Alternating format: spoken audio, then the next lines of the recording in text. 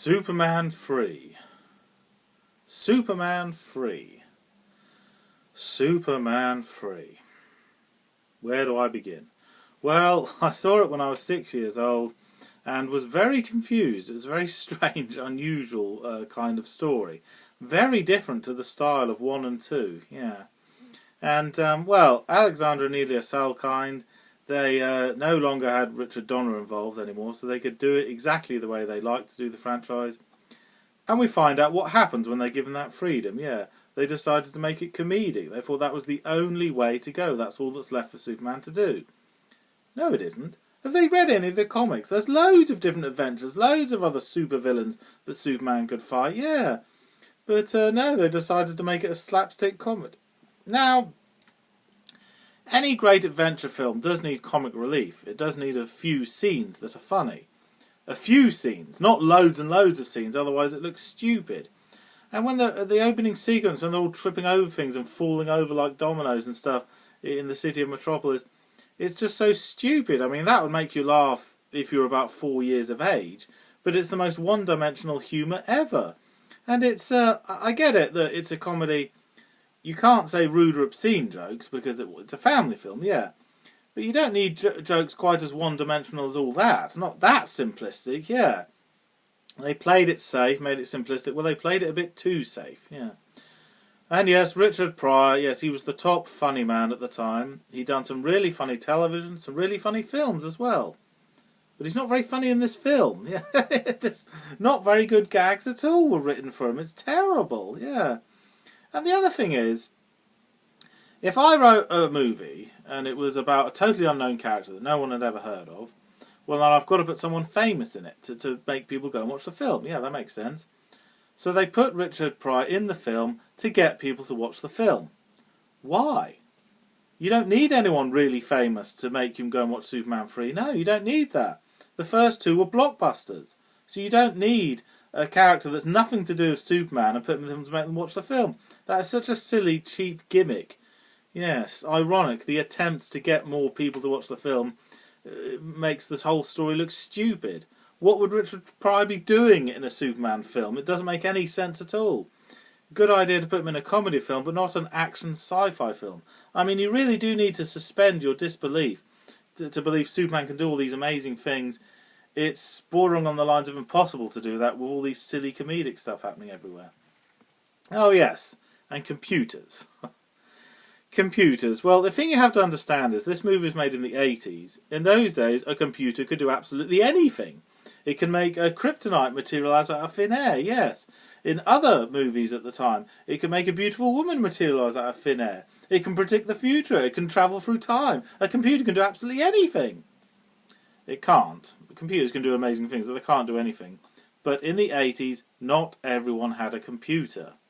So they'd be none the wiser. So you could get away with saying things like that, yeah. But no, you wouldn't get away with that now, no. Okay, some bad things and some good things about Superman 3. Well, Pamela Stevenson, the one that plays the beautiful blonde that's a baddie with Webster, she did some really funny stuff in the early 80s on British TV and was really funny. She's a really talented comedic performer, yeah. Very funny, very sophisticated and very politically correct. What does she do in Superman 3? She plays a ditzy blonde bimbo. What a waste of talent. That's pathetic, yeah. And other bad things, well, when Richard Pryor falls down a building on skis and then lands on the ground, is not harmed in the slightest. That's physically impossible. This is a science fiction film, yes, but that's physically impossible.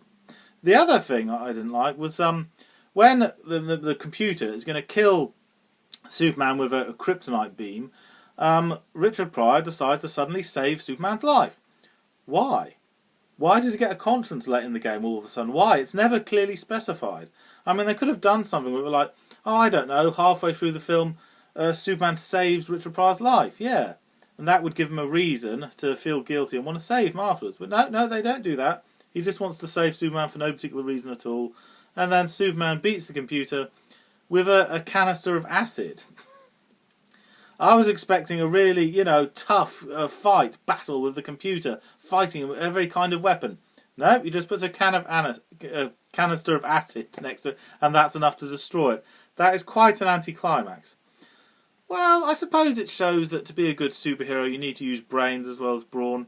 But, you know, the climax has got to be worthy of note, something worth waiting for. I wanted a bit more than that, yeah. And, okay, some good things about the film. When Superman is given kryptonite, but it's not proper kryptonite, instead of killing him, it turns him into a bad guy, then his evil side and his good side have a fight in the junkyard of all the wrecked cars and everything. And they fight, and that is really impressive special effects that hold up even today. And of course it's metaphoric, the struggle inside you when you fight your good side and your evil side, having a battle with your conscience, yeah. So yeah, that was quite good, yeah. And the bit when Superman disguised as Clark Kent goes to Smallville, he sees Lana Lang. Lana Lang is in love with Clark Kent, whereas Lois Lane is in love with Superman. And then at the end of the film, Lana Lang and Lois Lane both working at the same building. And yes, this is like a hint for the sequel, yes. Who would Superman choose? Should you choose someone who fancies you for yourself or for the amazing thing you can do? No, they don't pursue it. They go back to the status quo in Superman 4. So, oh, what another wasted opportunity. So all these wasted opportunities here and there. I mean, the battle sequence in the Grand Canyon when Superman fights the missiles, yes, that's quite impressive, but it's sort of half and half. You know, there are good bits and bad bits here and there, but you can see they're starting to lose the plot, yeah. And at the end of the film, all the credits fly at you like Superman. All the credits fly at you really fast. Why couldn't the opening credits have been like that? The opening credits just look silly, yeah. In other words, to believe in a superhero, you've got to make it as believable as possible. If there's too much comic relief, that makes it look silly. It's not believable at all. So in other words, Superman 3 had potential, but there are lots of bits and pieces that needed tidying up. Okay, thank you for watching. I'm Anthony Hobbs, and I'm never bored.